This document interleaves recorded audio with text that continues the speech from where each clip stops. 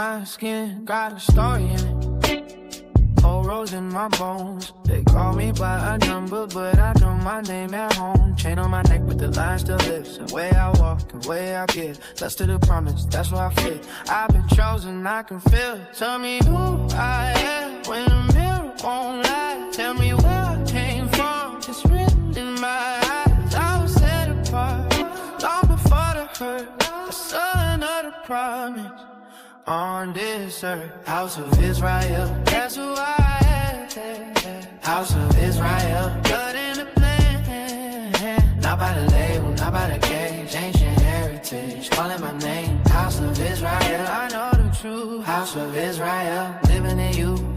They try to bury kings in the headlines. Tried to paint my crown in shame, but the whole world still find me. When I speak and I pray, from the fields to the blocks, still rising. Through the fog, still a sign. Every wound got a witness, every scar got a sign. I'm not lost in the crowd. I'm not here by mistake. There's a covenant on my breath, bro, that the world can't break.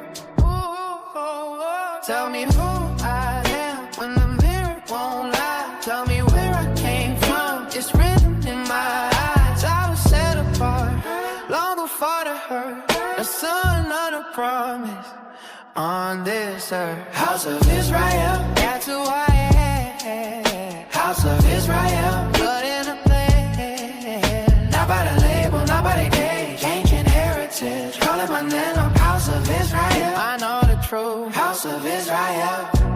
And if they strip the names away, I still stand on what was spoken. If the world don't see the line stays unbroken. From father to son, through the night, we remember. I was made for more than sight. I was made for the sinner. House of Israel, that's who I am. House of Israel, blood and the plan. Not by the label, not by the cage, ancient heritage, calling my name. House of Israel, I know the truth. House of Israel.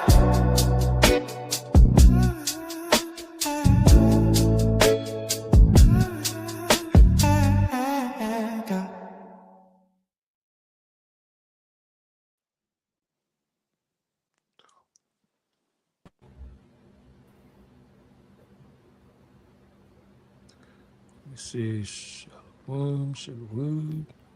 Shalom, shalom, shalom. Shalom. Shalom, family. Shalom. Shalom, shalom. Shah Shabbat, or praise Yahweh Shemel Rashad. This is HOI Chicago. Right. We are back again. Freestyle Friday. Slucky Cap. I can't Kai, hear you. You can't hear me? Can anybody hear me? No, lie. I can't hear you. If you can hear me, I can't hear you. Danyala Gabar, y'all can hear me? I can hear you. Hey. Danyala, can you hear me? Can brothers hear me? Yeah, I can hear you. I can hear you, Yawasab. But hold on. Yeah. Let me you might have to go out and come back in. God, I just had to do that. Oh, Carl, I can hear y'all. Are y'all can hear me out? Car. Oh, Carl, I'll break. Oh. Shalom. Israel. That was fire. Car. You're right. Okay. Hey, Shalom, can you hear me now? No, Carl. You can hear Cap? I can't hear him. I can. Damn, Yawasab, I can hear you. But you if can't. If you're using your phone, you might have to go out and come back in. Yeah. Yeah, Yawasab, you have to go out and come back in.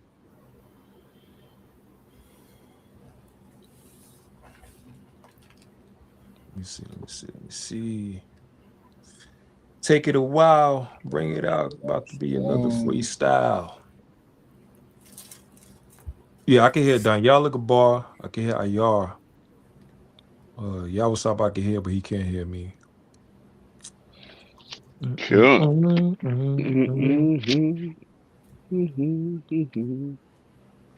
me tell you what's up. Let's see.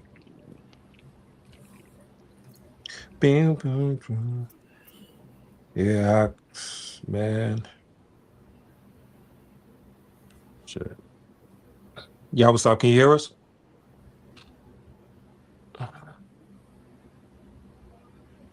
Come back in. Okay.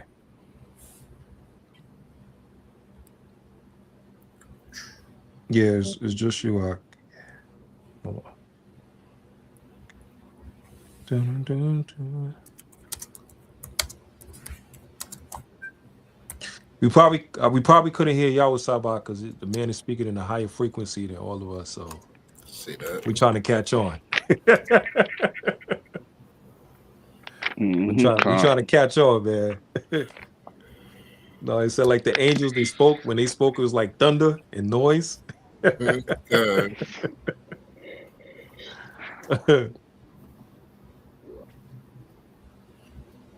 Shalom, shalom, family. We have Brother Zephaniah in the building. HOI Detroit. Like Uncle Penua always say. We have Sister Amiyan. Right. Shout out to Philly. It's a cold winter. Y'all niggas better bundle up. Shabbat shalom, family. Khan, Shabbat shalom. This song is a banger, Khan. You're not lying. Huh? You're With not that song? lying. Yeah, for real. Did you write it? Talk about did I write it? Only brothers with sparkling meat trees can write something like that. You know what I'm saying? Me, I'm just a humble man. Good. Yeah. Note to everybody, just don't tell people I said this, but Gabar is the Holy Ghost writer. He just ain't gonna take credit for it. That's crazy. The Holy Ghost is wild. Man, Lord said, don't boast for yourself, God damn it. Let everybody else speak for you. Crazy. Yeah. You know what I'm saying? Mm-hmm. I agree. Yeah. You see that? We got 2 or more witnesses, brother. Man. Let a matter be established. Y'all got to witness this color that our days just turned into, man. Oh yeah, that's fire. Yeah, But is it just showing up on my thing like that? Oh no, I see it. It's the red color. I see it. You know what I'm saying? Yeah, I see it. Yeah, as soon as the brother Yawasop get back on, you're gonna hit the ground running, goddamn it. Y'all gonna hit the ground running. Because we got a controversy. Yeah, we got a controversy today, boy. You ever heard of something called a Day of Ashura? Name of Ashura? Is it that that's dealing with Ishmael, isn't it? Yeah. The Day of Ashura. Yeah, it's dealing with Ishmael. You know what I'm saying? Same as all these nations, man. You have Moab, Mr. Chowing fried rice, that shot the brother 14 years old. Right. You have the who was it, Mikclef? The brother that tried to the damn devil that tried to attack the brother, Carmelo Anthony, and try to jump him. Right. You know what I'm saying? Okay. And very fortunately, he got put to death because Carmelo Anthony was defending himself. Right. Which we as a people can do. He was outnumbered.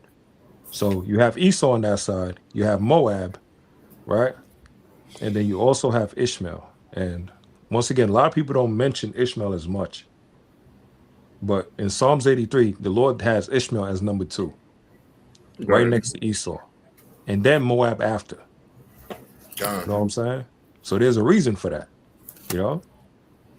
Everything the Lord do is of perfection and is basically of order. There's a reason behind that. Why would the Lord have Ishmael second over Moab? Yeah. You know what I'm saying? Right. Yeah. We're gonna find out. All right, there you go. Y'all can hear me? God, Oh, okay. God. God, All praises, man. yeah, you took out the limiter and the restrictions, huh? Nah. Right. He's, let me just lower down my status to these brothers, Nah, man. la. Thank Go you. back to my human form. No, sir. You know what I'm saying? Just a brother. So all praise Yahweh Shemel Shah. Once again, it's HOI Chicago Freestyle Friday. We are back again. Right. Shout out to you brothers and sisters that's tuning into the lesson.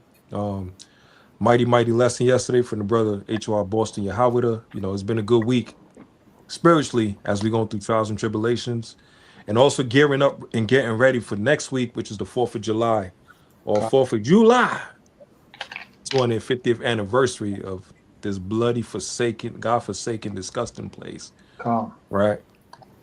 And don't worry, you know, we deal with Esau, but today we're gonna deal a bit with Ishmael. You know, the camel eating, camel driving, you know, rat infested face damn devil. Who's that? Shalom. We got remember the milk man. All right. We gonna cut that right here on your ass, man.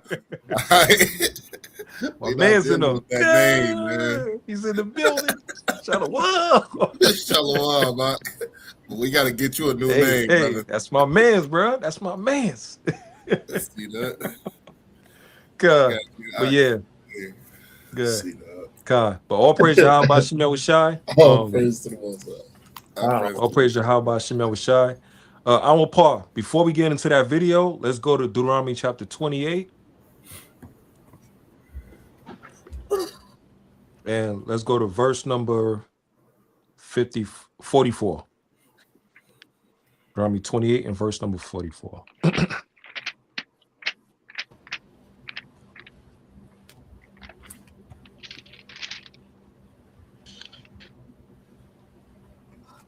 Yeah, start at verse 43, Salaki. Start at verse 43.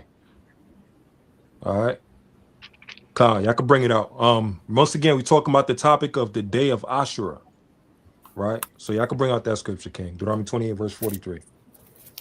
Let's do Deuteronomy chapter 28. Go ahead, Ab. Con. This is Deuteronomy chapter 28 and verse number 43. The stranger that is within thee shall get up above thee very high, and thou shalt come down very low. Right, read on. He shall lend to thee, and thou shalt not lend to him. He shall be the head, and thou shalt be the tail. Right. So when the Lord is speaking about the stranger, because once again, right, we always talking about Esau, we always talking about Moab, right? But today we're going to talk about Ishmael. Boy, let me get Genesis chapter 16. Let me get Genesis chapter 16 and let me get verse number 11. We're going to talk about Mr. Ishmael himself, right? Because if y'all check the Muslim calendar, today is known as the day of Ashura, right? Any of y'all ever heard of Ashura before? Like the name or just in general? Yeah, I heard of the name before. No. But Where you heard it from, the boy? Well, for sure, I think Ashura is going into some sort of god. Honestly, I think that's a deity's name, but yeah, I don't know what it means to the Arabic culture though. Yo, that's funny. Any other there was a game called Ashura. It was a video game. And it was a guy that was like a god, and he had 4 arms. He was fighting against all the pagan gods, whatever. You know what I'm talking about, right? Oh yeah, I remember him on. I know. Yeah, I played that before. Yeah, I remember that deity, with the 4 arms. Yeah. Yeah, the guy with the 4 arms. Yeah. His name was Ashura. Ashura and Asura is the same thing. They just a play of words, right? And the thing with him, that guy in the video game, he was all about vengeance. The more he get mad, the more stronger he get. He was about conquering and dominating. He was about vengeance, right? So I'm gonna tie this in with Ishmael, because Ishmael is a warmonger by nature. They're a warmonger by nature. That's why what's happening with Islam. Islam is one of the greatest infiltration of a religion ever. Like wherever people set up Islam or Muslims all throughout their country, the Muslims will find a way to usurp the authority of that place and to bring in their Muslim tradition of Islam so they could take over that entire country little by little and try to enforce their own knowledge and ways of Sharia law. Right? Let me get Genesis 16 in verse number 11. This is Genesis chapter 16 and verse number 11. And the angel of the Lord said unto her, Behold, thou art with child, and shalt bear a son, and shall call his name Ishmael, because the Lord had heard thy affliction. Right? So that's Ishmael, right? Now, go straight to verse number 12 about Ishmael. Verse number 12. And he will be a wild man. His hand will be against every man, and every man's hand will be against him, and he shall dwell in the presence of all his brethren. Right. So the Lord said part of Ishmael's nature, he's going to be a wild man. Right? His hand is going to be against everybody. And everybody's hands going to be against him. Why? Because he's going to attack everybody, and they're going to fight back and attack him as well too. Right? He has a spirit of a conqueror. He want to oppress everybody. He want to dominate everybody, and he pushes it with the religion of Islam. It's like a Trojan horse, right? You thinking they coming to help you, but they actually came in to sneak in into your defense so they could take over your whole city. And talking about peace and peace and peace. That's the trick. Remember Psalms 55 and verse 21, where they talked about Esau. The words of his mouth was smoother than butter, but war was in his heart. Is the exact same thing with Ishmael. To the T, right? And I'm gonna show y'all. I don't part. You get that first video. Let me, boy. Man, you boy. You talk about a thief. Let's get the first one. Every type of fasting across. It's a lot here. Go ahead, King. See, and that's why the some of Israel be having a mix up when it comes to like who Esau is. It's because they both got that spirit of conquerors, but what they fail to realize is who has the last ruling power and who's in power right now. Especially if you acknowledge that this is the last days, you got to acknowledge who's in power right now. Beautiful point, huh? Go ahead, King. Khan. Somebody said Salakia.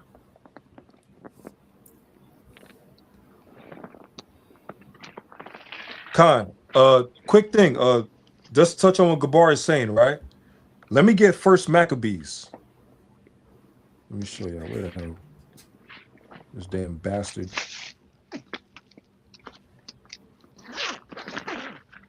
Let me get First Maccabees chapter 5. Is that me? I don't know who that is.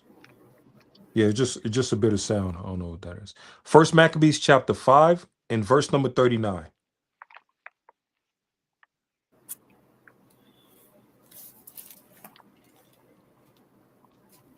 This First Maccabees chapter 5 and verse number 39.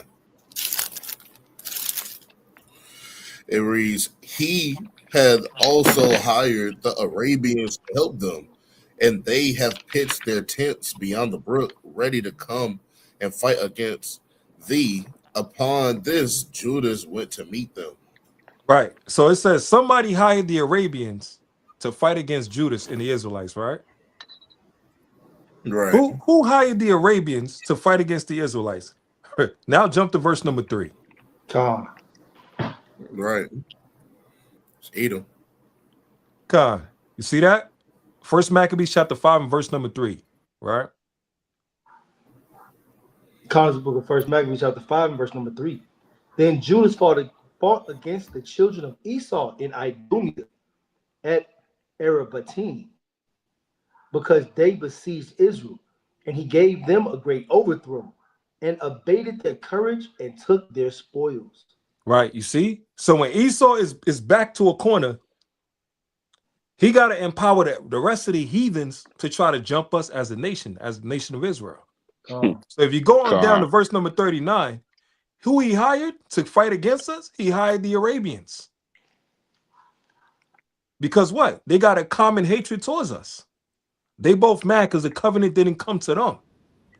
With Esau was lucky with Isaac and Ishmael, and then Esau and Jacob. So Ishmael and Esau got kicked out.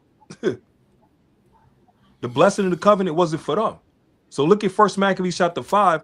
We fighting against the Edomites, and they backed into a corner because the Maccabees was whooping their behinds. So now they hired the Arabians to fight against us. In verse 39. Khan?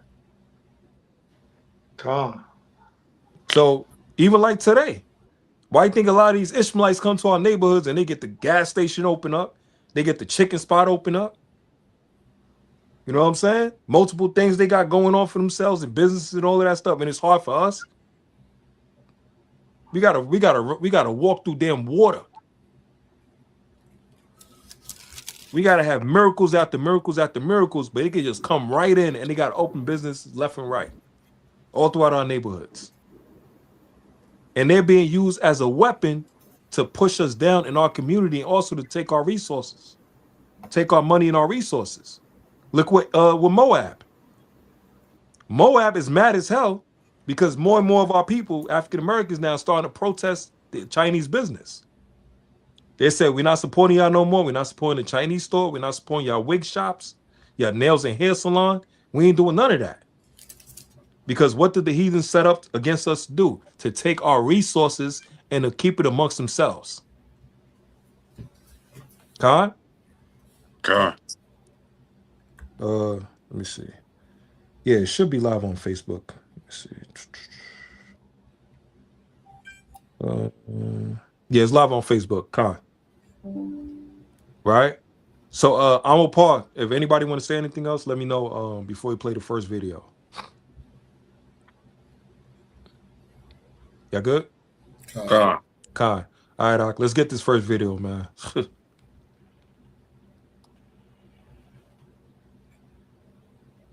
Yeah, let's get this first.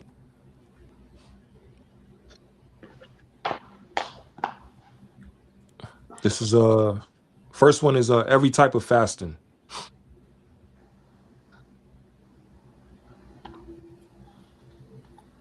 And as y'all see this video, you're gonna see the correlations, right? Come on. The Ramadan fast is them.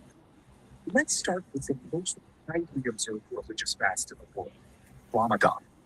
In 2026, Ramadan ran from the evening of February 17th through March 18th.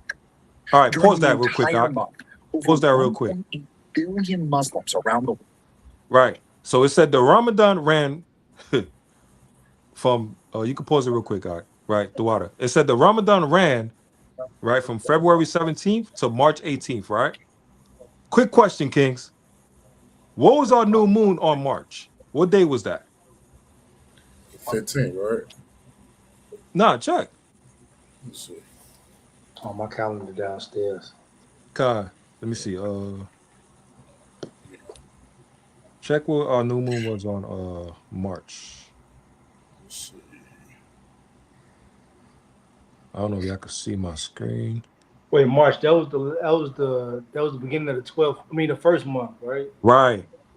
I think it was the 15th or the 16th. Let me check. Because I know New Moon was Passover was on the 1st. Right. So it was March 18th. Okay. It was what? March 18th. So it was March 18th, our new moon was still correlated and tying in to their Ramadan. So the last day of their Ramadan was the first day of our new moon. Right? The last day of their Ramadan was the first day of our new moon. Right? Keep going out. You're going to see so many correlations of how Ishmael is trying to finesse and steal everything we got.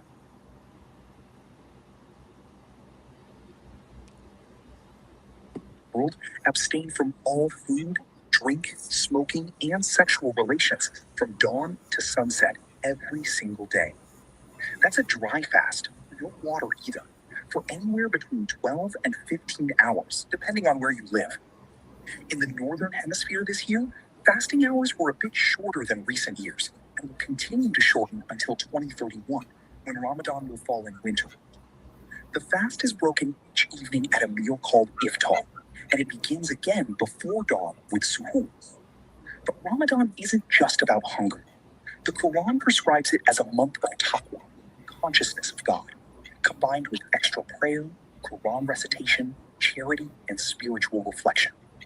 It is one of the 5 pillars of Islam, making it an obligation for every healthy adult Muslim. The Ashura fast. All right, so now we're talking about Ashura, Within Islam, right? Watch there's this. also a voluntary So we're talking about Ashura. The day of Ashura is also called Ashura fast, right? You keep playing, Ak.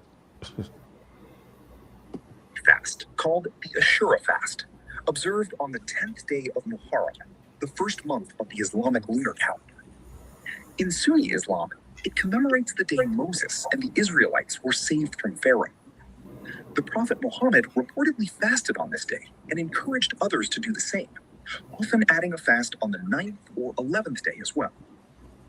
In Shia Islam, Ashura takes on a different and deeply emotional significance. It marks the martyrdom of Hussein ibn Ali at the Battle of Karbala in 680 CE. While the day includes fasting for many, Shia Muslims also engage in mourning processions and communal lamentation. The Yom Kippur fast. Right, so pause that real quick. In Judaism, So it said the Ashura fast was on the 10th day of the Muslim calendar, right? The 7-month Muslim calendar, right?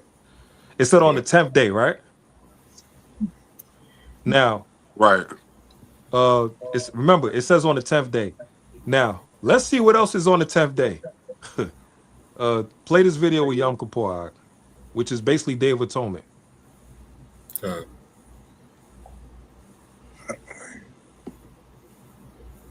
the holiest and most observed fast is Yom Kippur, the Day of Atonement. In 2026, it falls from sunset on Sunday, September 20th to nightfall on Monday, September 21st, approximately 25 to 26 hours. During this time, Jewish adults abstain from food, water, bathing, wearing leather shoes, and marital relations. There are 5 full prayer services throughout the day. The day is deeply tied to themes of repentance, forgiveness, and reconciliation. All right, you can pause that real quick, King. With other people. Jewish tradition.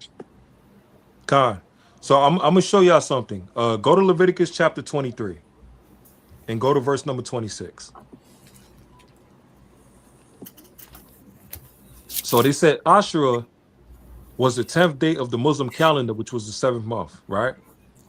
Now, they also said Ashura tied in also to the day that Moses and Israel got out of the land of Egypt, right? Now, I'm going to show y'all how wicked Ishmael is, because he's going to take multiple days that we have of our feast days and holidays, holy days, and he's going to mix them all together, right? Let me get Leviticus 23 real quick. In verse number 26. Leviticus chapter 23 and verse number 26. And the Lord spake unto Moses, saying, also on the 10th day of the 7th month, there shall be a day of atonement. It shall be an holy convocation unto you, and ye shall afflict your souls, and offer an offering made by fire unto the Lord. Right. So hold that out. Remember, it said for Ashura, when he did their fast, it said on the 10th day of the Muslim calendar, right? But now, if you look at us, when we do our fast, Day of Atonement, it said on the 10th day of our calendar. Right. Right? So what are they doing? They're trying to mix in our holy days with their new founded holidays. Right.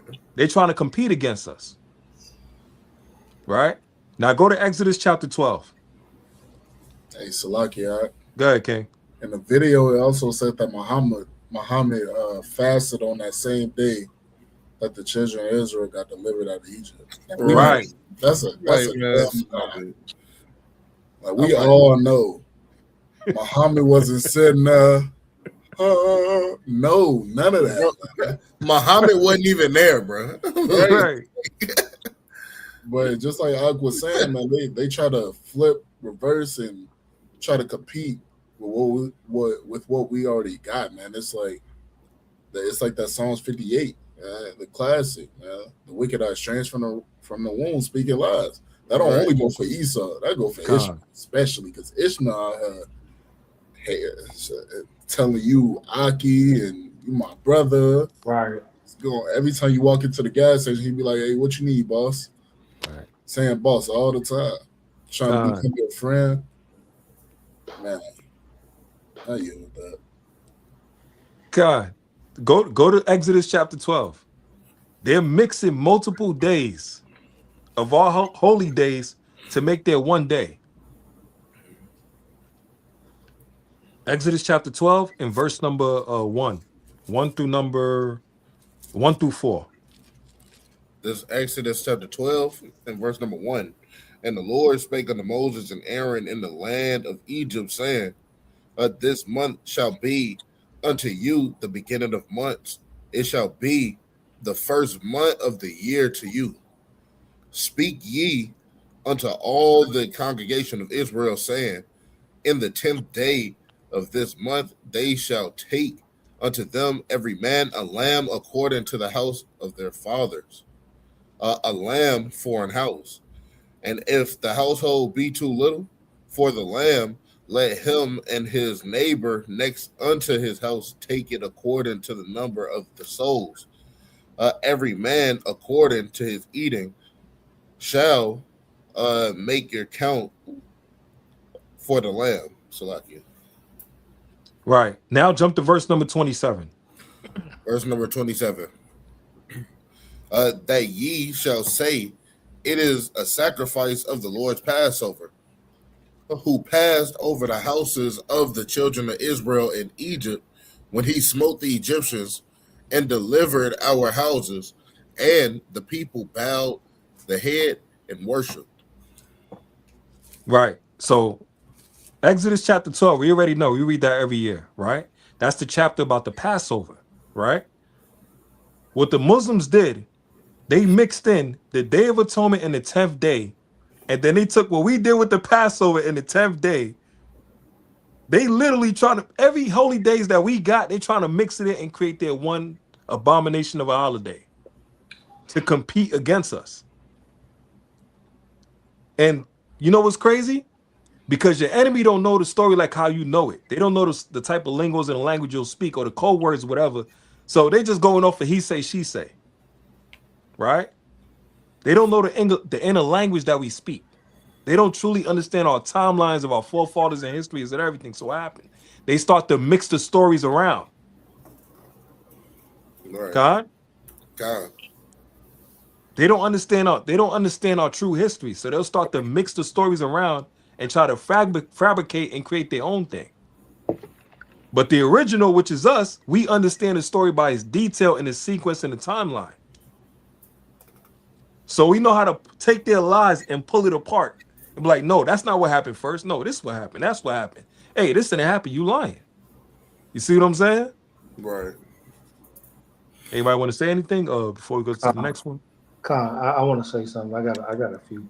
This is why it's important, right, for us to understand and know our history and where we come from, because it's a proverb in the word that says, if you don't know where you come from, you don't know where you what, you don't know where you're going.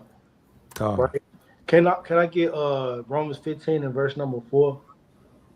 And I want to touch on two things. I want to touch on that first Maccabees chapter 5 again. That you have, Fab, and I want to get verse number 1. And then I want to also get Nehemiah, the 4th chapter. And verse number 1, and then we're gonna jump down to like verse number 7, so we can see the correlations in these things real quick. Can I get that Romans 4 first real quick? This is Romans chapter 15 and verse number 4. For whatsoever things were written aforetime were written for our learning, that we, through patience and comfort of the scriptures, might have hope.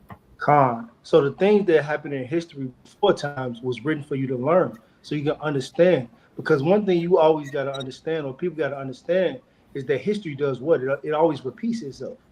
Right. It's the same spirits over and over and over again, right? So that's why it tells us in Ecclesiastes where the thing that has been is that which shall be, and there's no new thing under the sun, right? So let's get that in. I want to get that in that first Maccabees chapter 5 and get verse number 1. Baba Con. Kishab. This first Con. Maccabees. Hold Mm-hmm. on, I got a Oh, second. you got it, Con. Stop here a second. Hold on. Oh, this first Maccabees chapter 5 and verse number 1. Mm-hmm. Fine. This first Maccabees chapter 5 and verse number 1. Now, when the nations round about heard that the altar was built, Uh-huh. the saint and the sanctuary renewed as before, it displeased them very much. Right? So the nations around us heard that we was rebuilding, right?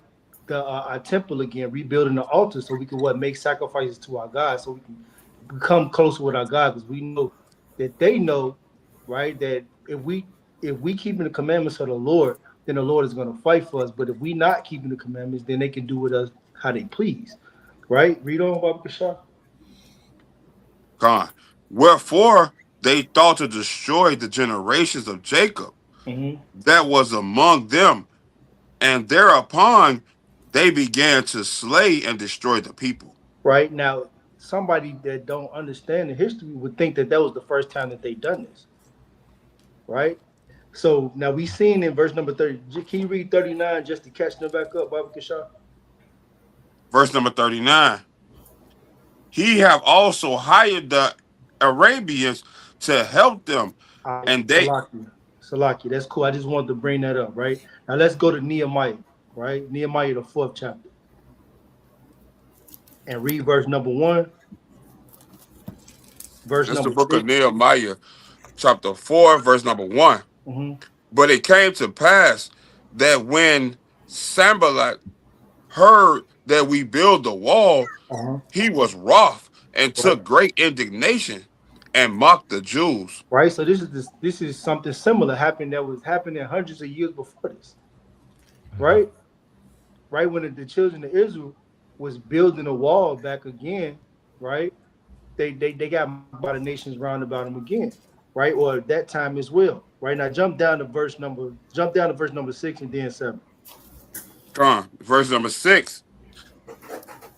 So built we the wall, and all the wall was joined together unto the half thereof. For the people had a mind to work. Con. But it You go. came to pass that when Sanballat and Tobiah and the Arabians and the Ammonites and the Ashdodites heard that the walls of Jerusalem were made up and that the breaches began to be stopped, then they were very wroth. Right? It's the same thing over and over again. God. Right? It's the same, I'm talking about the same playbook over and over and over again. Every time Israel tries to rebuild something, right? Here come the heathen. Here come Esau, right? Here come Ishmael, here come Ammon, and all the other nations round about. Right? They always looking to tear us down. And it's no secret, right? It's no coincidence, there's no accident that they've done this. Right? Let's get Psalm chapter 64, Baba Kashar. Well, hold on. Verse 8 go with what you were saying too, though. And Con. verse 8, and conspire all them together and come and to fight against Jerusalem and to hinder it. Right. And we know that they like Cat was just bringing out, or like brother was just bringing out, right? They always conspire against us. That's why you got Esau as the top, right? Then you got Ishmael, then you got Moab. Them three always go together. Always go together. Right? Ammon, they get in there they get in there with the electronics. With the Right. you know what I'm saying? They get in there with the distractions. They good at doing that type of stuff. Your phones come from them, the original droids and stuff. The TVs, the good TVs come from them, The gaming system as well come from them. Right. You know what I'm saying? So they always go together. They always like this, right? Let's get that in Psalm 64, Baba Kashan. And get verse start at verse number 1. Start at verse 2. You can start at verse 2. The Psalms chapter 64 and verse number 2. Mm-hmm. Hide me from the secret counsel of the wicked, and from the insurrection of the workers of iniquity, who whet their tongues like a sword and bend their bows to shoot their arrows, even bitter words, Mm-hmm. that they may shoot in secret at the perfect. They do what? That they may And they shoot in secret at the perfect. perfect. Right. So all these counts now, they used to do it in your face, but now it's more subtle. Right. And David was prophesying that they would be doing it. They're gonna always be conspiring and doing something that's gonna be shot or directed at the children of Israel. And there's no coincidence that what Cap bringing out is that they tried to mimic Israel's feast days. Because what is the second biggest religion on the planet after Christianity? The Roman Catholic Christianity. Right. Is Islam. God. Right? And Islam was created when? 7th century. You know what I'm saying? So this is all this is fire, and Israel needs to pay attention because this is not a coincidence that they've done this. Now I yield, Cap. God, beautiful precepts, Ak. You know what I'm saying? And the time of Nehemiah to what we're bringing out in Maccabees, what brothers bringing out, to even now. And like you say, Ecclesiastes chapter 1, there's nothing new under the sun. The cycle's being repeated. They already have a blueprint against us. Right.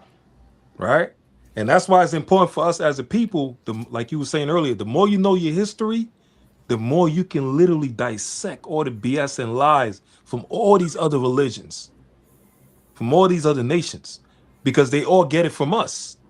They take what we got and they remix it and they create their damn abominations. You know what I'm saying? But they could never be the original. You know? So anybody else before we come to the next video? Go ahead, King.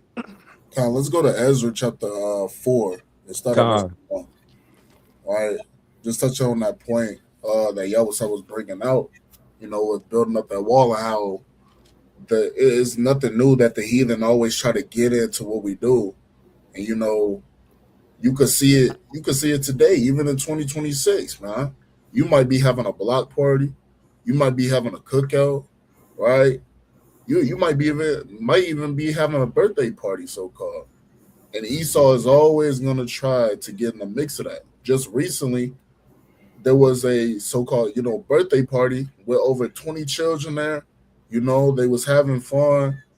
And there was this one Edomite that came out of nowhere, making racial slurs to our people. And he didn't like the reaction that he was getting out of, our people. He expected them to get irate and get angry at him. So instead of just leaving him minding his business, he left. He went back home.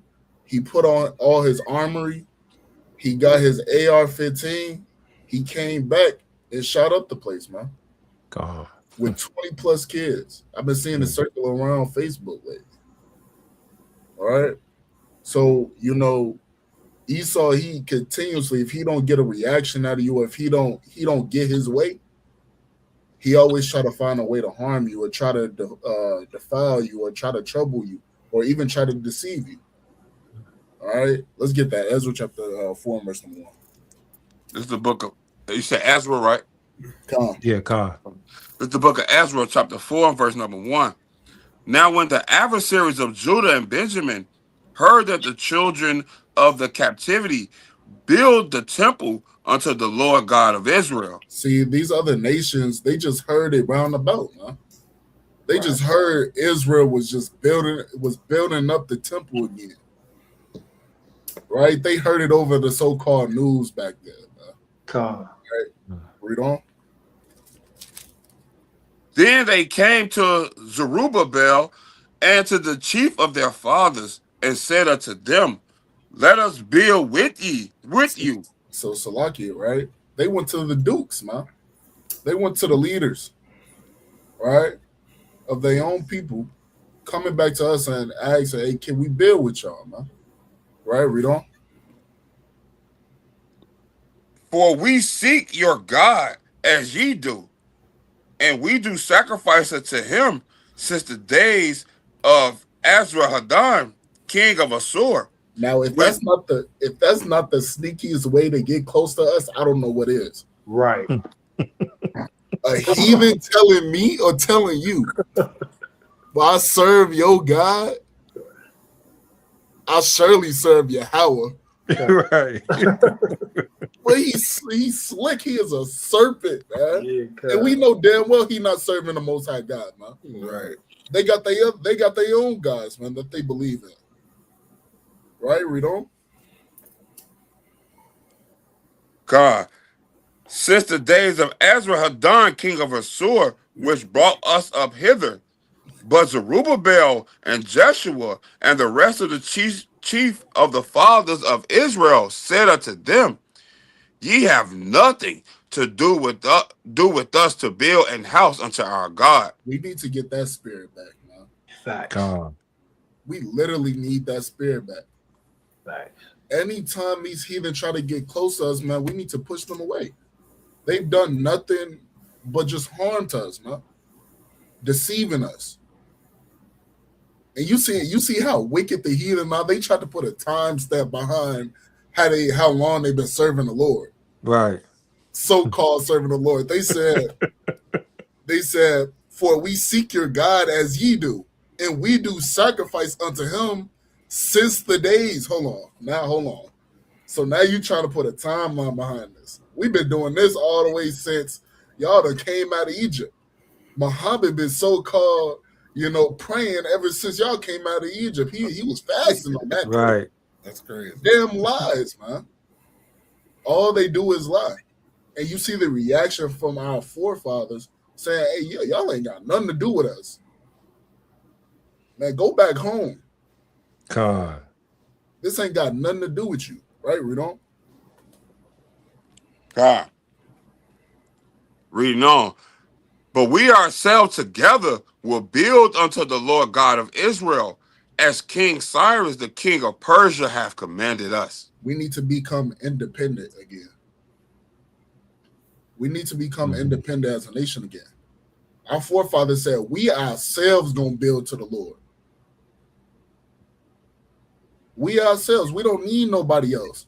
See, in today's age, Israel think that they need somebody else for them to accomplish certain things. We don't need them. We do better without them. Right, read on. Come on. Reading on. Then the people of the land weakened their hands of the people of Judah and troubled them in building. Now you see that today. They weaken our hands. Every time we get something going, they want to take our resources away. They want to take our money away. They want to put some of y'all in jail. They want to take away some of y'all women.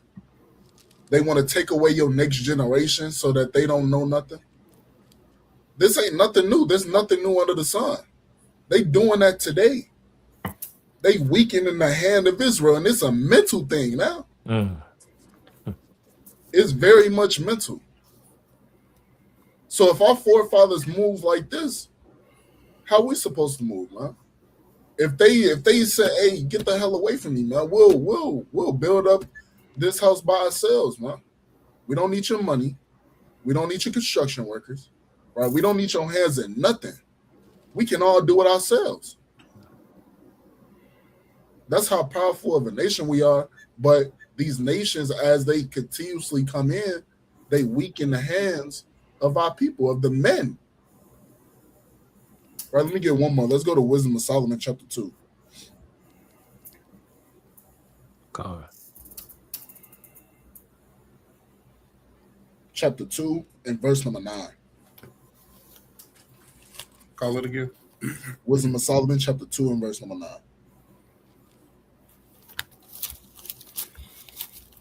God, this is the book of Wisdom of Solomon, chapter 2, and verse number 9. No. It says, "Let none of us go without his part in our voluptuousness. Let us leave tokens of our joyfulness in every place. For this is our portion, and our lot is this." See, the heathen know their portion. The heathen know what they got to do. They know how they got to, deceive us, lie to us, man. Put our hands behind our backs, man. Destroy us mentally. They know how to get at us. They know how to weaken our hands, like it said in Ezra chapter 4. They know exactly what they're doing. They said they want to leave a token. They're trying to leave a sign, man. Why? Because they want more people to follow them. And our people just picking up them tokens, man. Like they had damn Chuck E. Cheese.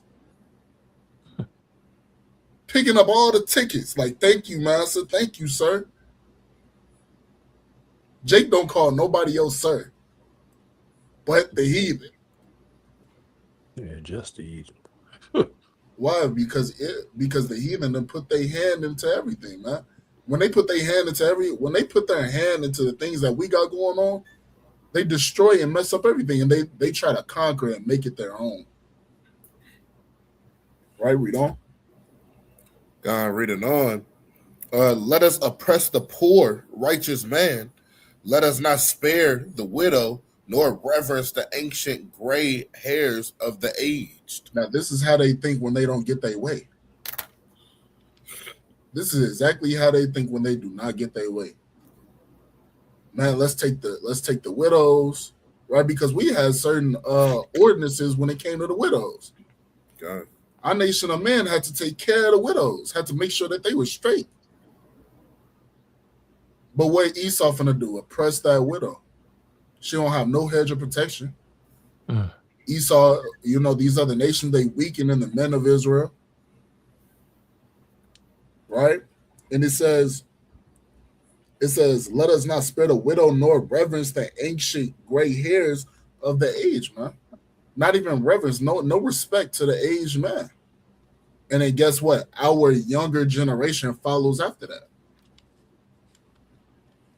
Not showing no respect. We need that younger generation to help build the wall. God. So they got the strength. They literally have the strength. But with these other nations, what they do, they try to creep in unaware, no? So it's high time that we get back to how we were before. The old days were the best days. These days right now, I don't know what the hell's going on. Right? But I yield with that. God. Hey, one of the reasons why I'm laughing now, because the next video is going to touch on Ezra chapter 4 and 1 on down with the nations fiending trying to build with us, right? And not just that, there's a mosque called Al-Aqsa Mosque, right? That's built in Jerusalem right next to the temple. Ishmael in our land. Yeah. The mosque is literally in our land. right next to the temple, like. So in Ezra 4, when they said we will build with you, and our people denied them, Ishmael said, to hell with that, we're going to build the mosque right next to y'all. Literally. Like, yeah, let's get the next video, because it's going to get crazy. It's going to get crazy, Don't forget what you brought out with Ezra chapter 4, right? Let's get the next video, King. That's the one with part 28, Origins of Islam. Kai. Man, pay attention to this one. You're going to be like, what the hell?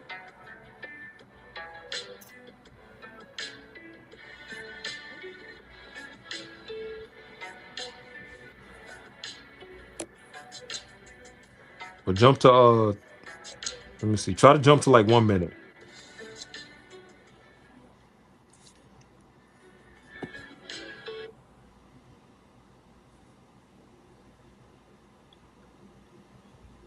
Yeah, to like 1 minute. All right. God, the water came. All right, there you go, right there. Yep.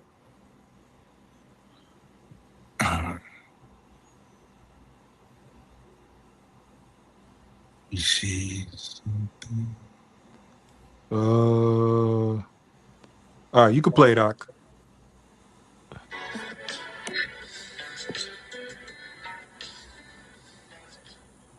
All right, Slakia, can y'all see the screen? Yeah. Con. Right.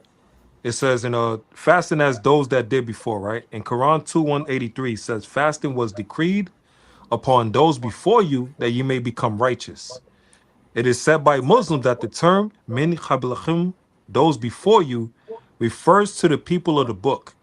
In other words, the Jews and Christians who also have fasting as part of their religion, though not in the same way as Muslims do, right? So as you keep reading on down, it's going to show you the comparison, and you're going to see Muhammad, he had a damn hatred towards Israelites. Like when I say he wanted to be everything that we are, but he couldn't, he tried to steal everything, right? Very vindictive, right? It's a little blurry. I'm trying to see if I could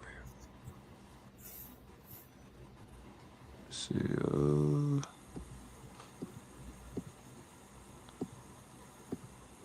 Oh no. Oh no. Huh? That man try to take us back to the Stone Age.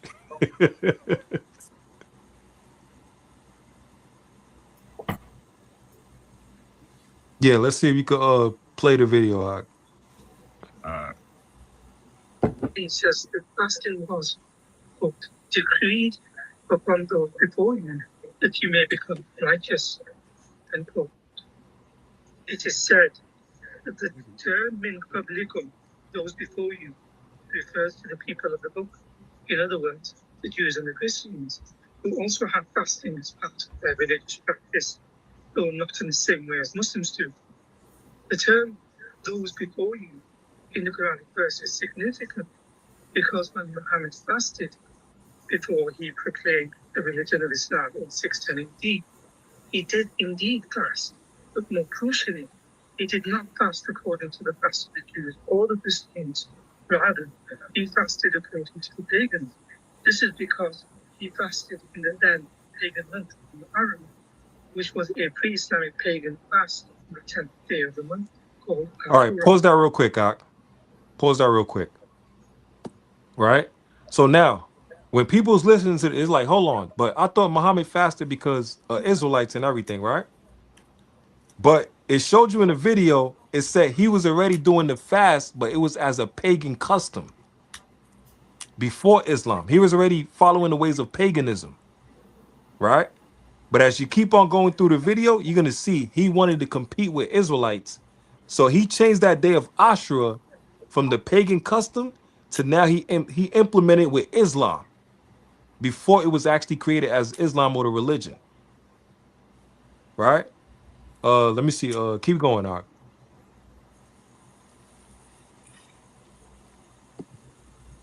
For example, it says in Sahih Bukhari 1893, narrated Aisha, the tribe of Quraysh used to fast on the day of Ashura in the pre-Islamic period, and then Allah also ordered Muslims to fast on it till the fasting in the month of Ramadan was prescribed. Whereupon the Prophet said, he who wants to fast on Ashura may fast, and he who does not want to fast may not fast. I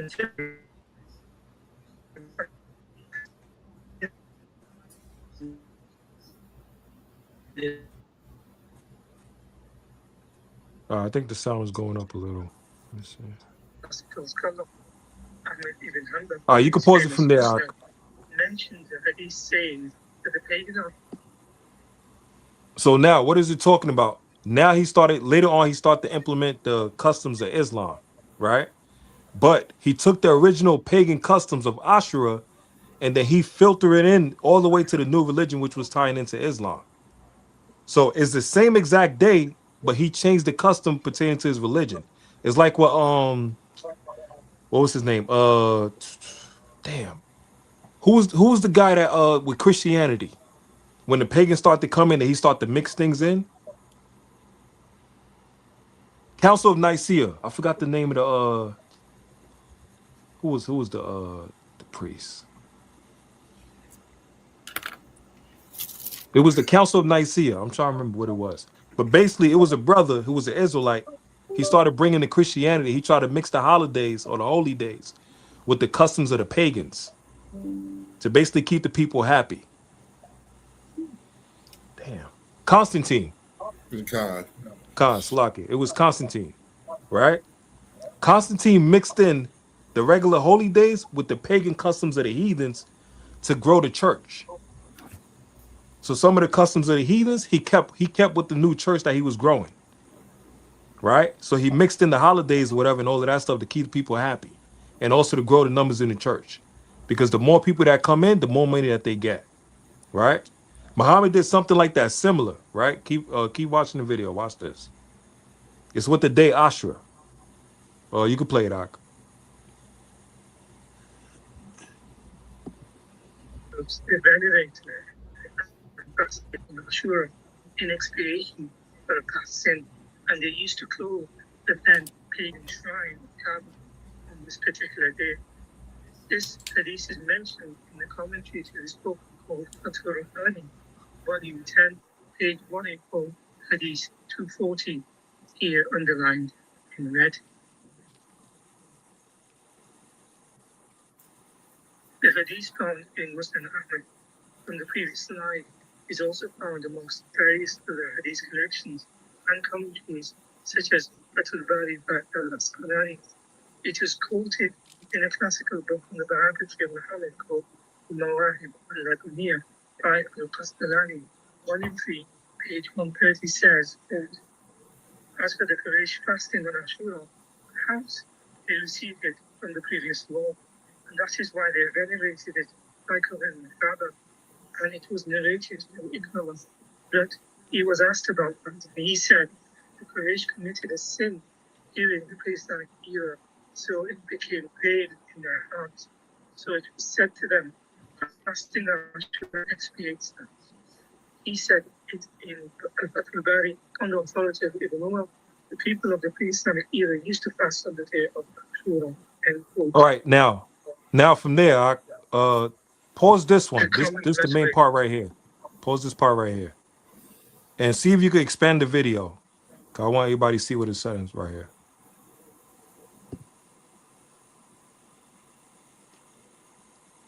Damn, he can't do that. Damn. All right, you can go back to how it is regular. Then I gotta wait till it show the screen to make it look clearer.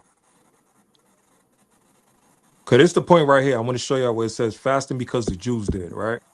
Remember, in the previous part of the video, it said Ashura was of the Koresh, which was of pagan, right? So they followed that day of Ashura, which was the people of Koresh, the pagan day, basically, on the 10th day, right? Now, this is the part where Muhammad changed what Ashura meant in that time to what it meant in this specific verse right here. Can you see if you can change the definition? Probably like 720.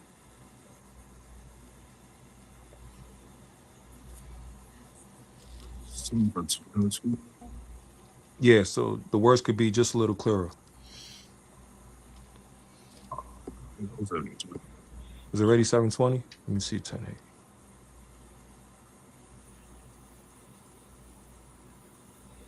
All right, can any of y'all see that? Or is it still blurry? All right, there you go. Can you see it now? It's too small for me. Yeah, it's too small for me on this phone. Yeah, you could zoom it in. Yeah, you can zoom it in. You could just do that with your phone. Should be able to zoom now. I can't. God. I'm trying to figure it out. Let's see. There you go. All right, there you go. Yeah. Oh yeah, that's better if you do that. All right. Can anybody read this? Cause y'all. Which part? You ready to ready out? No, You need the notes read? No. Where it says narrated at the top left. You see where it says narrated Ibn Abbas? When Allah's messenger? Yeah, Con. The Yeah, words, read that part out. the words a little bit. I try to. Come. Right. It says, when Allah's messenger arrived at Medina, he found the Jews observing the fast on the day of Ashura. Uh, the prophet asked them about it, and they replied,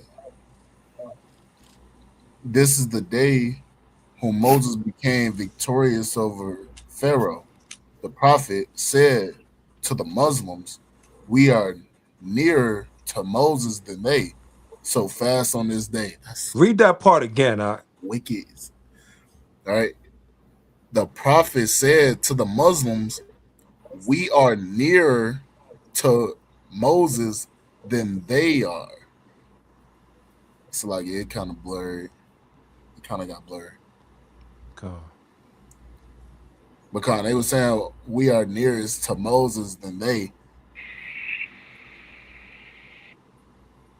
Right? I mean, so Yeah. fast on this day. Right. So what's the gist of this? Muhammad was basically telling his people, listen, we're better than these Israelites and we're closer to Moses, so we're gonna fast, not y'all. The They got man tried to, huh? they got to prove that. Hold on. He's saying we are closer to Moses. Because all throughout the Quran, what happens? They keep trying to kick us out of the covenant. They saying because we as Israelite messed up, so now they the one that could take over. Mm-hmm. That's how the Muslims believe. That's what they believe. So their own prophet was saying we're closer to Moses compared to you Israelites, so we're gonna fast on this day. Right? And if you see what it notes, it says Muhammad had already been fasting the Ashura, but not on the basis of the Jews up to this point, but on the basis of the practices of the pagans. So this is the same Ashura that he had when he was before pre-Islam. But now he doubled downs on it. Muhammad did not order the fast because Allah had told him through a revelation. It was because Muhammad inquired with the Jews who were fasting, and the Jews mentioned to him the reasons, namely. Right? Now keep going with the video. It's gonna get worse.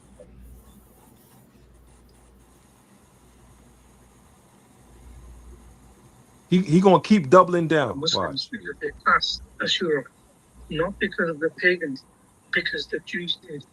This is where the origins of Ashura fast within Islamic history gets convoluted, because there are hadiths that do say Muhammad ordered the fast on the day of Ashura because he saw Jews fasting on that day. For example, it says in Sahih Bukhari 4737, narrated Ibn Abbas, when Allah's messenger arrived at Medina, he found the Jews observing the fast on the day of Ashura. The Prophet asked them about it, and they replied, "This is the day when Moses became victorious over Pharaoh." The Prophet said to the Muslims, "We are nearer to Moses than they, so fast." Now pause that real quick, Ak. Notice, as evidence from the previous slide, So you see at the bottom where it says an event Exodus, A, B, and C, God. right? Look at B. What it says in B. A person, Salakia, about a person, Moses, he, Muhammad, wanted to relate to. Right. You see that? He's trying to steal everything that we have. Really, he He's trying to cleaving. be Moses. Huh? He cleaving. He cleaving. Remember Ezra chapter 4? We want to build with y'all. Really, Moses is more probably- closer to us than you. Dang.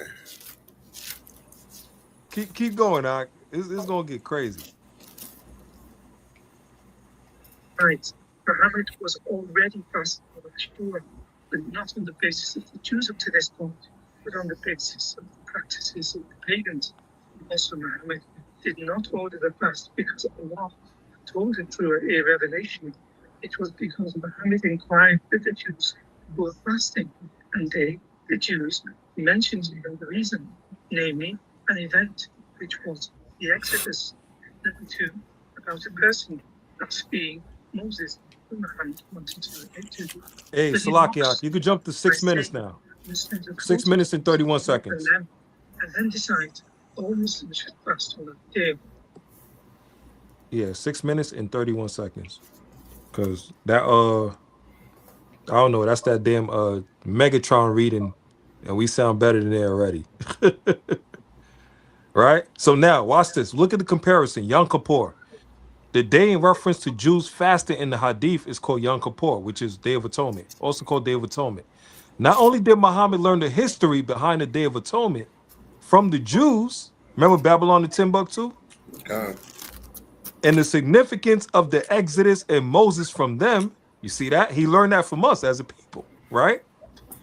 He did not want to what? All right, what does it say, man? It says in the day that in reference to Jews fasting in the Hadith called Yom Kippur, also the Day of Atonement. Not only did Muhammad learn the history behind the Day of Atonement, Yom Kippur, from the Jews, and the significance of the Exodus and Moses from them, he did not want to be outdone by them. That's Ishmael.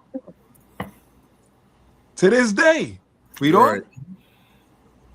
So Muhammad advised his followers, the Muslims, to be distinct from them, being the Jews, so as to appear more pious and righteous than them. So instead of fasting a full day and a bit, 25 hours, as the Jews did, he advised Muslims to fast 2 days, the 9 and 10 days of the month of Muharram. Right. Remember the video we watched earlier, the first video? When it said if they do the fast on the day of Ashura, they could do either the 9 or the 10 or the 11. Right. Or the 9th and the 10th or the 10th and 11th. But most of them do all 3 days because Muhammad, he was competing against us. Ishmael always trying to prove himself like he's more righteous than us. We do 1 day, he take it up to like 5 days, 10 days, whatever. He's doing extra because he's trying to steal our blessing. God? Okay. It said he didn't want to be outdone by the Jews. Look, man, their pagan moon god, Allah didn't tell him to do this. He did it on his own accord. Right? And look what it says. It says at the bottom, which days should be fasted for Ashura. Ibn Abbas reported that when the messengers of Allah fasted on the day of Ashura and commanded that it should be observed as a fast, his companions said to him, Messenger of Allah, it is a day when the Jews and Christians hold in high esteem. Thereupon the messenger said, when the next year comes, God willing, we will observe fast on the 9th. But what happened? But the messenger of Allah died before the advent of the next year. You see that? Because they tied in that fast like a day of atonement, which is what? The Lord showing you mercy for all the sins you committed before. Right. But look how funny that is. What a coinky dink. He talking about we gonna fast next year, and he didn't even make it to the next year. Because the Lord is not mocked. Right? See, now in the other video, that's crazy. In the other video, they were trying to make it seem like Muhammad was there while Moses was getting walked across, and he fasted during that day. And you got a mad echo, huh? Crazy echo. Who I do? Yeah. Home part might have to mute. Y'all can hear me? Yeah. Yeah, it's still an echo. Home part might have to mute. Say it one more time. No, you're all good now. God. What was the last thing that y'all heard me say? Salakias. When they was talking about what Muhammad was there during the time of Moses and all of that stuff. Yeah, in the other video, they was trying to make it seem as if Muhammad was there while Moses just split the sea. Right. Now they're making it clear, like, oh, he was just cleaving, and he was doing his best to observe what seems like Passover season. Honestly, right. because that's all that it is. Because where's the custom that we was fasting during that time? That bad boy, that's not found. That's not scripture. Book, chapter, and verse. That there's, I don't see that as a custom up in the scriptures. But yeah, like he's trying real hard to cleave, and honestly, that's really prophecy, man. Right? That's prophecy, but the way that they doing it is it's off. You know what I'm saying? If you go cleave, then come cleave for real. But Right. in a pride, well, what was they saying? They're like, we'll never bow to these slaves. You know, Con. that's the mindset behind it. But if you want to truly serve your Allah, shoot, you got to answer to Jerusalem, like the Right. gospel says, man. Right? You got to bring your gold, like Isaiah says, man. And yeah, it's just prophesied that Ishmael's supposed to bring us all his gold. He's supposed to run them pockets. You know, that's how it's supposed to be. Let me see if I can find that real quick. All right, let me see. This is the You book. talking about Isaiah? Isaiah chapter 60. Right? Isaiah chapter 60 and verse number 6. You want me to get it? Babu Kasha. Let's start at verse number 5. This is the book of Isaiah, chapter 60, and verse number 5. Then thou shalt see and flow together, and thy heart shall fear and be enlarged, because the abundance of the sea shall be converted unto thee, the forces of the Gentiles shall come unto thee. That's the promise that the Lord made to us, that all the forces of the Gentiles, they're going to transform, and they're going to be on our side, because we're going to have rulership and dominion and power forever. And Yahweh Shem Yahushua. Verse number 6. The multitudes of camels shall cover thee, the dromedaries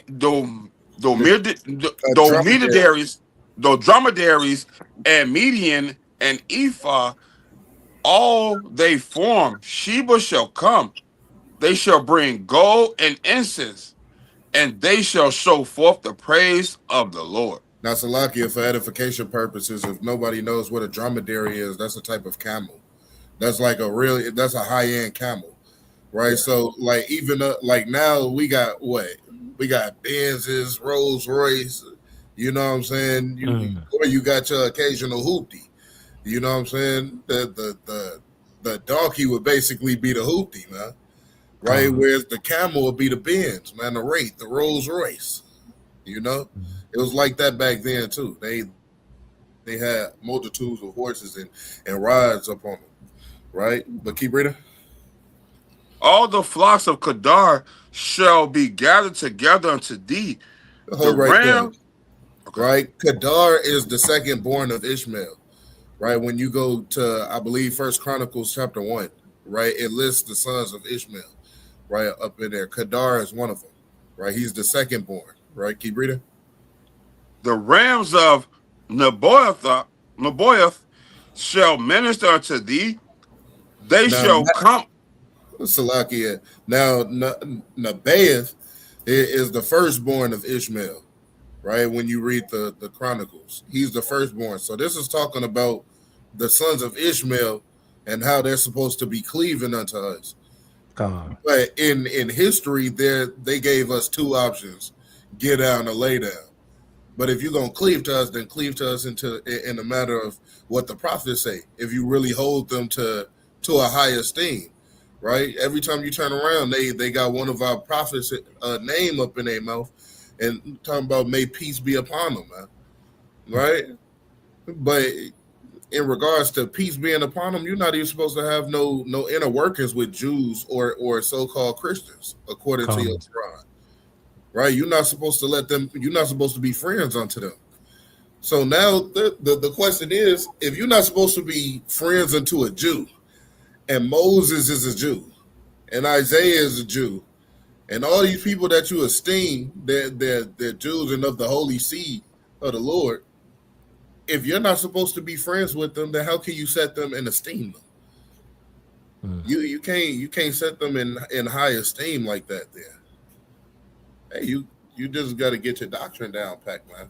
Right? You can read that little last part of that. Khan. They shall come up with thee acceptance on mine altar, and I will glorify the house of my glory.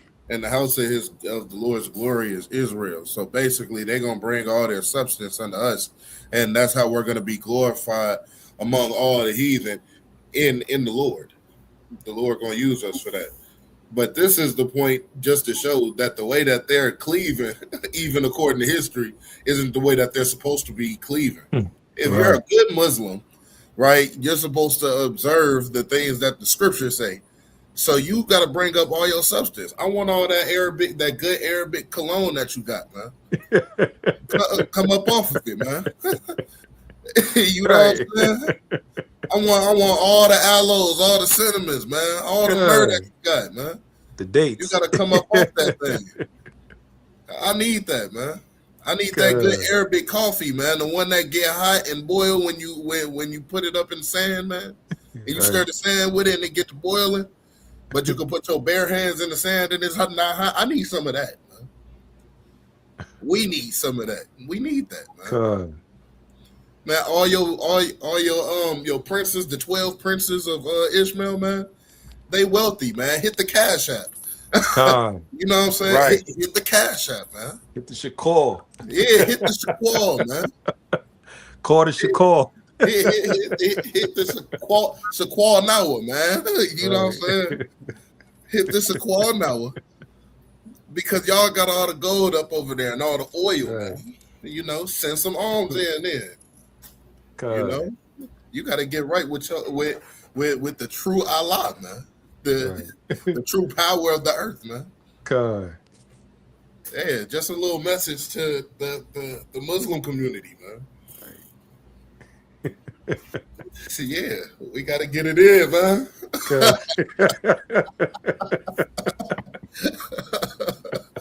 I yield. About to call the bar to Bakhdi.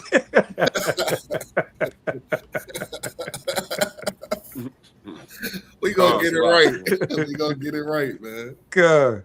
Let me get two more. Our part. Can you go to 12 minutes and 42 seconds? And then we'll go back to the first video because I want to show you one more thing about Ashura.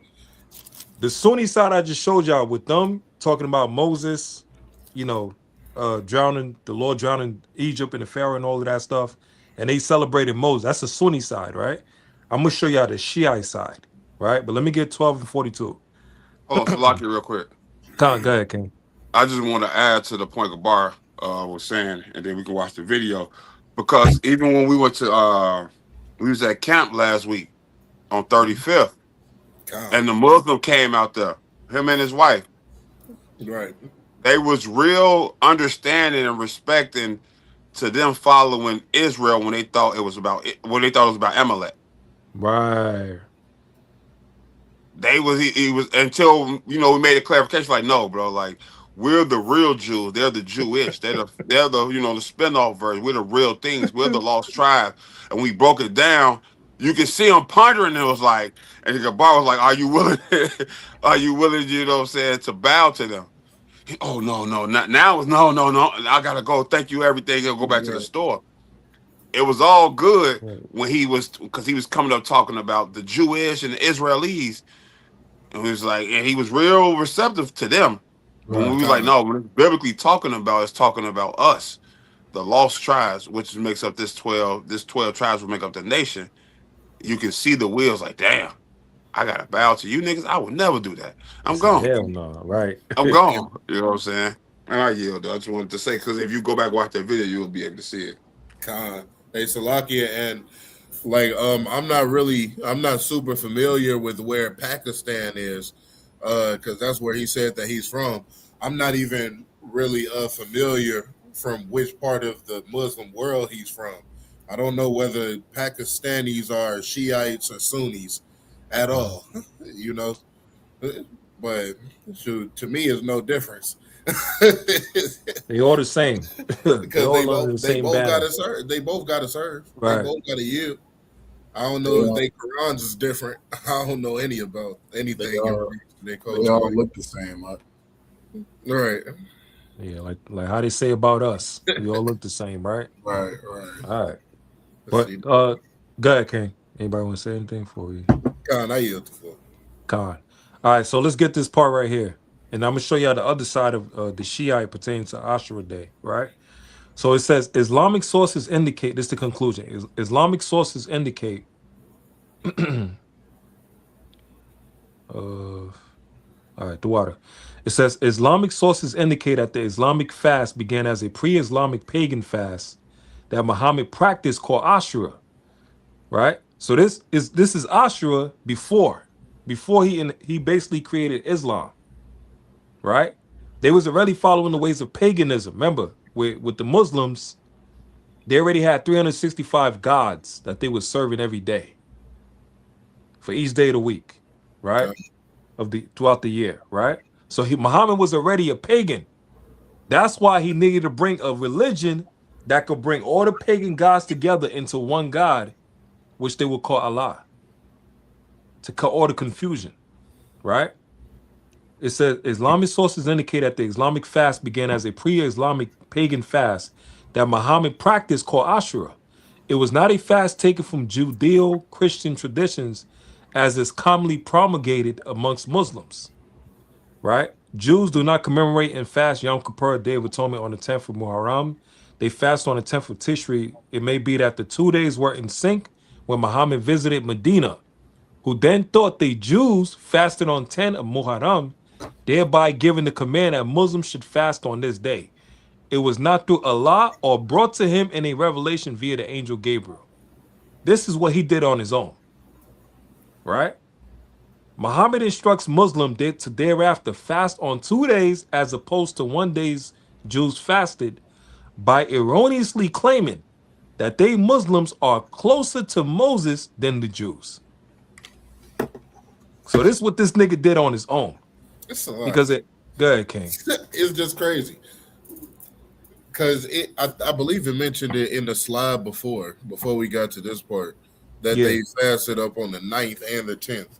Yeah. Right. But aren't their fasts only for 12 hours? Like while the sun is up? Yeah. For the most part. Yeah, but they gonna do the extra day, they want to show they better. I know, and now it equals 24 hours. Like now come it equals on, man. 24. You see what I'm saying? They don't even have the mindset to outdo us, if that's the case. You know? God. Salaki too.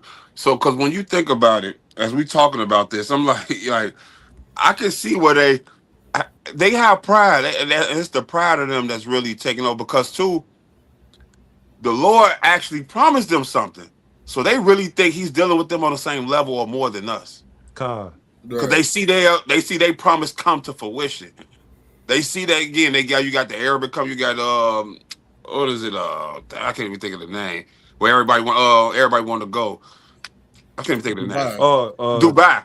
Yeah, Dubai. Yeah. With all the the technology, the big buildings, gold everywhere, everything like that. Like they actually think the Lord dealing with them on a level that they don't understand that He's not, because they actually got a promise or something. So that's why they pride is next level. Right. On why because they feel like, hey, we at least got the Lord to give us a promise. You know what I'm saying?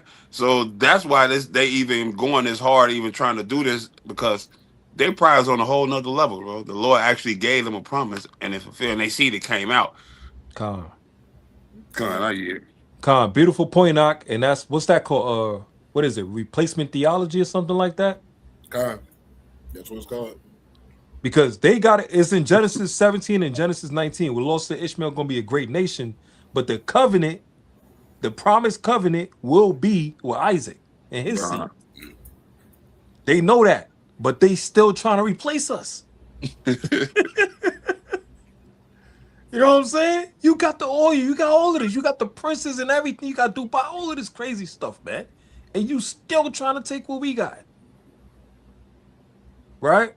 Last part. It says Muslims and non-Muslim organizations incorrectly still propagate the idea that 10 Muharram, Ashura, and 10 Nishri, which is Yom Kippur, Day of Atonement, has a shared heritage. They're trying to blend the two together. The reality is that they never have been shared. And the reason for Muslims fasting on the day is not done in honor of Judaic tradition. Rather, it is done in contempt of it. And as a means of mocking the Jews because they, the Muslims, claim they are better than the Jews. Mm. This is how Ishmael feels. Right? Paul, let's go back to the first video. And before we close out, I want to show y'all the other half of Ashura. It's two parts. Because how the Sunnis celebrate Ashura is one way, and how the Shiites celebrate Ashura is a whole different way. Right? Let's go back to the Khan. And let's go to like 2 minutes. Hey, Salaki, Go ahead, King. real quick, right? If Muhammad didn't get this fasting from the Jews, where did they come from? All right. Like that's something a Muslim could never answer, because look, you don't just fast and just be like, oh, I'm gonna fast this specific day every single year, and it's for no reason, or you didn't get it from anywhere. Like, you have to get it from somewhere. Khan. And they're even admitting that it didn't come from Allah. It didn't come from no revelation of an angel. It was just from Muhammad. But that's a lie, man. Khan. Everybody and their mama know Muhammad copied everything of the Jews, man, and tried to turn it into his own, specifically because what? He felt like he was better than them, man. Khan. So, like, this whole narrative, man, people need to understand the whole makeup of the Nation of Islam is based off of our traditions, off of Israelites' traditions. Every part of it, man. And the worst thing about it is they try to bring more and more of our people into their religion. Khan. Commit idolatry. Wicked as hell. So, beautiful point, boy. Yeah, play this video. I'm going to show you the last part of Ashura. Y'all going to be like, what the hell? Yeah, you can play the video, okay?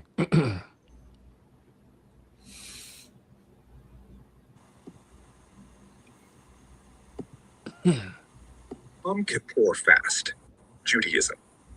Slakia, go to like Slakia. Go to like 1 minute and 30 seconds.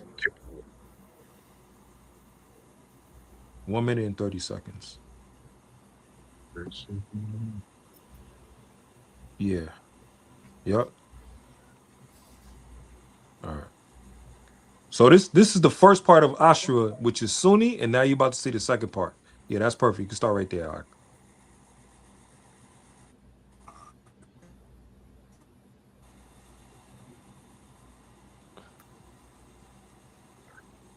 In Sunni Islam, it commemorates the day Moses and the Israelites were saved from Pharaoh.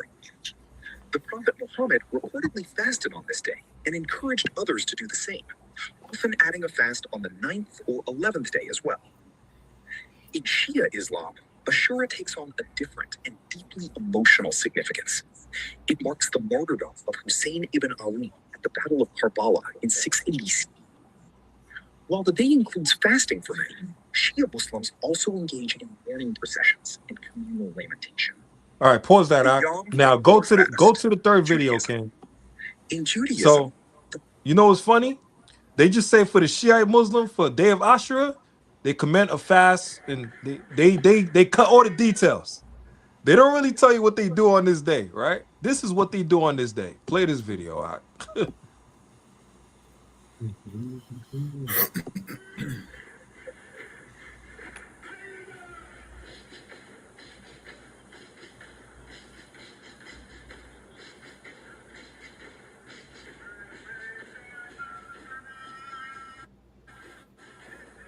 So what the Shiite Muslim do on the day of Ashura, they flag themselves. Flagellation. They beat themselves. Not just beat themselves, they also cut themselves. Is that Jake? Yeah, I wouldn't be surprised. Look at this. You see that?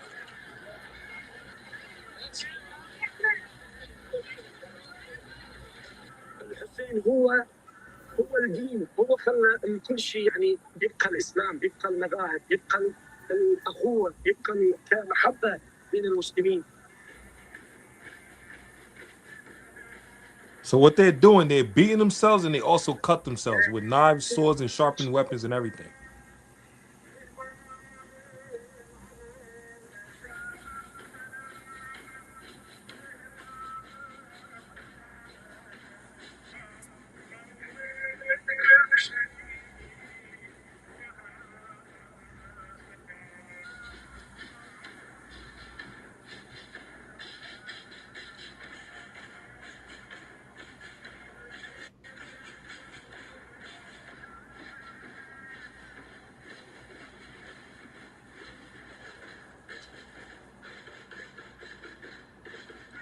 Right? So let me get one more. Let me get 1 Kings chapter 18.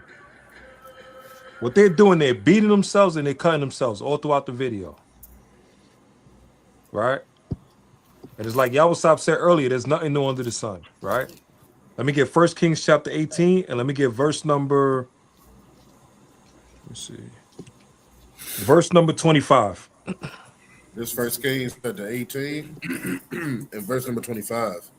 And Elijah said unto the prophets of Baal, choose you one bullock from yourselves, and dress it first, for ye are many, and call on the name of your God, and put no fire under it.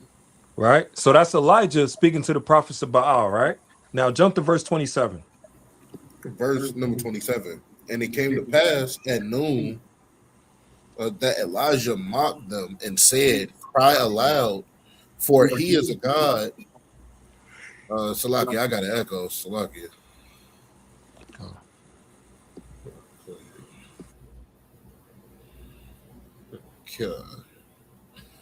God. This is the book of 1 Kings chapter 18 and verse number 27. And it came to pass at noon that Elijah mocked them and said, cry aloud, for he is a God, either he is a God, either he is talking, or he is pursuing, or he is in a journey, or peradventure he sleepeth, or must be awake. And they cried aloud and cut themselves in after their manner, with knives and lancets, till the blood gushed out upon them. So you see the correlation? Elijah speaking to the prophets of Baal, and he's mocking them. Where's your Allah? Where's your God? Where's your cobblestone? Call on him. He said he took a nap. Right. He took a nap. He's sleeping. Don't we say about Ishmael? Where's your Allah? When all them damn locusts attacked the cobblestone in Mecca? Right. Right? Suicide bombers, when they got attacked and one Edomite came in and ripped through the whole damn mosque in New Zealand. Where's your Allah? Call on them. And look what they did. Like the day of Ashura, they started cutting themselves till blushes gushing out of their damn forehead and face and everything. And it's funny how all of this correlates back through the scriptures, and these nations try to take our Lord, our God, our customs and everything, and they can't do it. But they still have that nature. And like I said in verse 28, and they cried aloud and cut themselves after their manner. Yeah. That's their customs, with knives and lances to the blood gush out upon them. Same thing with the Shiite Muslims in the day of Ashura. So whether the heathens like it or not, you can't get around this. Like, right. This is our book, and we're not giving it back. And they all throughout the scriptures. God. And it's funny, remember, like the video said before, they mocked us as Israelites, and they said it was better than us, and look how Elijah's mocking them now. And that's what they hate. You know what I'm saying? So hopefully brothers was edified. Hopefully the people was edified. Just a quick one on the day of Ashura. Hold on, I got the tons. Go ahead, King. Yeah, I don't know if you want to close out to that, but I got a couple precepts. Hold on, I got to get these out. Because yeah, this is wild. We're going to go to, somebody give me Baruch 6. the epistle of Jeremy, right? This goes to the point you just made. Well, actually, it's going to be a couple points. We're going to go to verse 48 and 49 first, Bubba Kashaw. Con. This So the letter book of Jeremiah. Con. Yeah. You got it. this the book of Baruch, chapter 6, and verse. You said 28. 48. 48. 48. Verse number 48. For when there cometh any war or plague upon them, the priests consult with themselves where they may be hidden with them. So when war come upon them, plagues or something, they got all these gods. This the question we should be asking and trying to inquire. Go to verse 49, King Bubba Kashaw. Verse 49. How then cannot men perceive that they be no gods, which can neither save themselves from war nor from plague? They can't save themselves from none when it comes to them. When have we heard that they God Allah have saved them from war or plagues? Never. How they, you know what I'm saying? Right. When have we heard those things happen? Ain't no saving them, right? And then for even another precept of God, we're gonna stay in the same book, bro. It's a couple of precepts in the same book. Because even with Muhammad, him trying to steal our customs and follow after us and to be a spy, basically, to steal. Go to verse number 40, 41, 41 and 42, Baba Kashaw. This speaks exactly to him, bro, and why he just don't understand why it still don't work. Why he'll never get it because it's not for him. Go to verse 41, King Baba Kashaw. It's the book of Baruch, chapter 6, and verse number 41. So who, if they shall see one dumb that cannot speak, they bring, Go ahead. they bring him and entreat Baal that he may speak as though he were able to understand. So yeah, Muhammad couldn't read, can't write. You bring him right, he think he gonna spy around, be around, he gonna be able to understand you. He probably went around the priest, he went around our holy man, our high man, thinking he'll be able to understand, right? Right. Go to verse 42.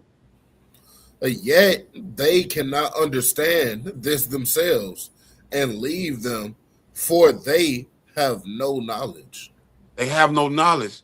You can't understand this book. You can't understand our holy days. You can't understand what Yahweh Bashim Mashiach Yahweh put on us, regards to keeping the law, statutes, commandments, and what knowledge we got off through these scriptures. You can't understand what our holy days mean, what our feast days mean. It Con. ain't for you. And that's why you lost it. You can't even understand yourself. Con. Like, you know what I'm saying? And give me one more in that same book. Go to and this is for all my people that's caught up in the Muslim thing and caught up in all these religions. Go to verse 17, King Baba Kashaw. This is for you because it's nothing there for you. It's a broken vessel for real. You're not going to obtain nothing. Bring that out, King Baba Kashaw. This is the book of Baruch, chapter 6, and verse number 17. For like as a vessel that man useth is nothing worth when it is broken, even so it is with their gods. When they be set up in the temple, their eyes be full of dust, though the feet of them, through the feet of them that come in. Hey, man. It's like dust, bro. You can barely see it, but you know it's there, but it ain't hold nothing. Right. It holds nothing. That's what you follow. There are no gods, bro. Allah, no God, bro. All the rest of these deities, all God for each day, they were no gods. Con. Because they can't do nothing. And it's like, again, like you said, it's like the dust that comes and it goes through to what the man feet. Hey, it here and it's gone. I can kick it away. I can brush it away. That's their gods. You know what I'm saying? And that's what they're showing us.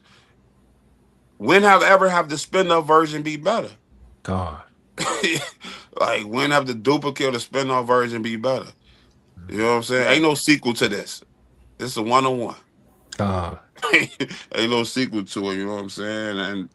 And just lastly, because I'm not even gonna bring out the precept but just to mention it, that's why we gotta get back Israel to what we gotta be doing, because these nations only feel comfortable doing this because we not right. Right. You know what I'm saying? Because when you read in the book of Joshua, they was gracious. They was grateful to be our slaves. They came to try to trick us to be our slaves. Like Right. that was a glory for them to be our slaves. So when we are Mhm. right and we doing what we supposed to do, they are glorious to be our slaves. Like that's a highlight for them. Because they know they got a piece of protection through us from our God, bro, just to Right. be our slave. So that's why we got to get right, because they won't be trying all these little. When they find a loophole, they gonna try. But when they know we solid, they just gonna want to be our slave willingly, though. And Con. I yeah. Okay. I got one as well, real Con. quick.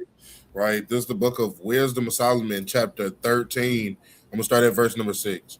Right. It says, "But yet for this they are less to be blamed, for they peradventure error seeking God, and desirous to find him."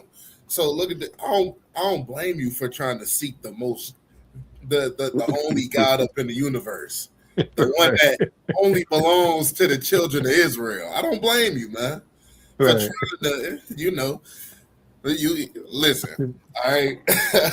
There was this old cliche saying, man, that they said, "Shoot for the moon, Right. miss, you will be amongst the stars." That's what Ishmael is doing, man. Hey, Right? they said Muhammad split the moon, so I Let's don't see that. know. Let's see that, man. They said, "Shoot for the moon, because even when you miss, you'll always be among the stars." The stars And of now you're trying to Israel. be among the stars of Israel.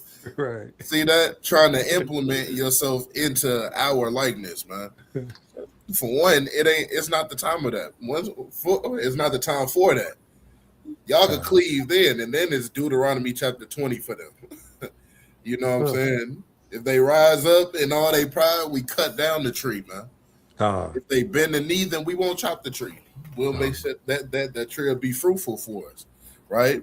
But I don't blame them for trying to seek out our God. Look at how our God worked.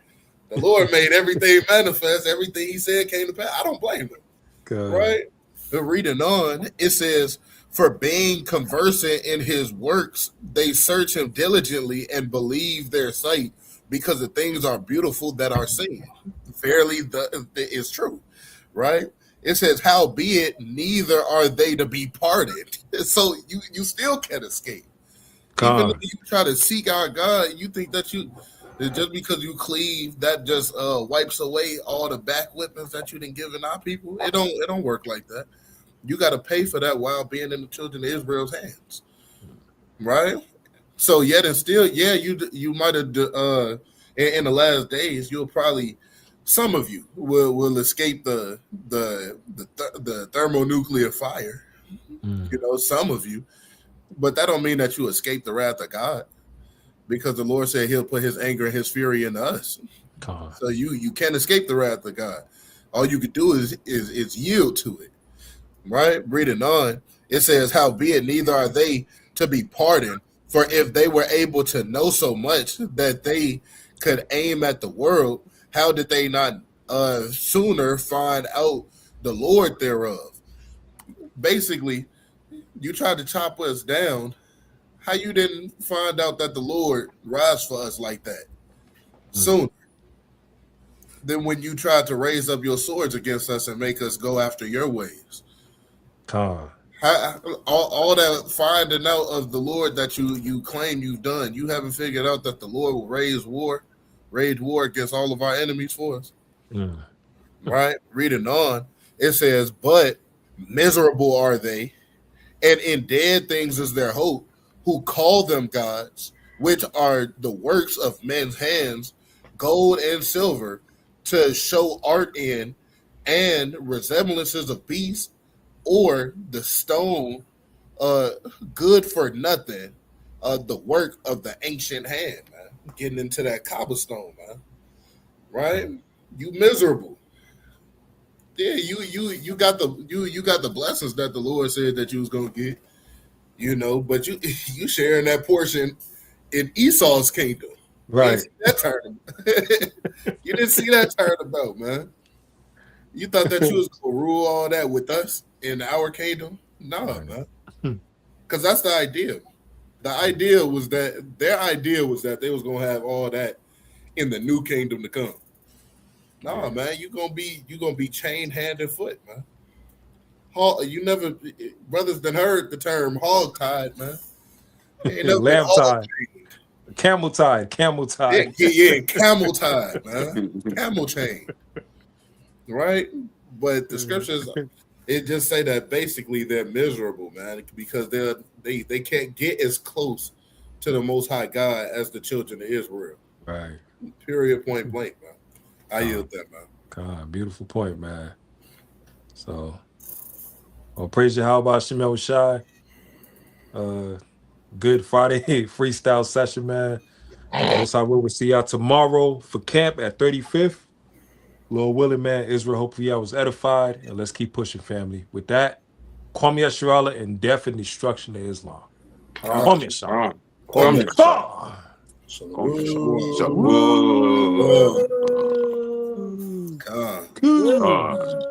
Good.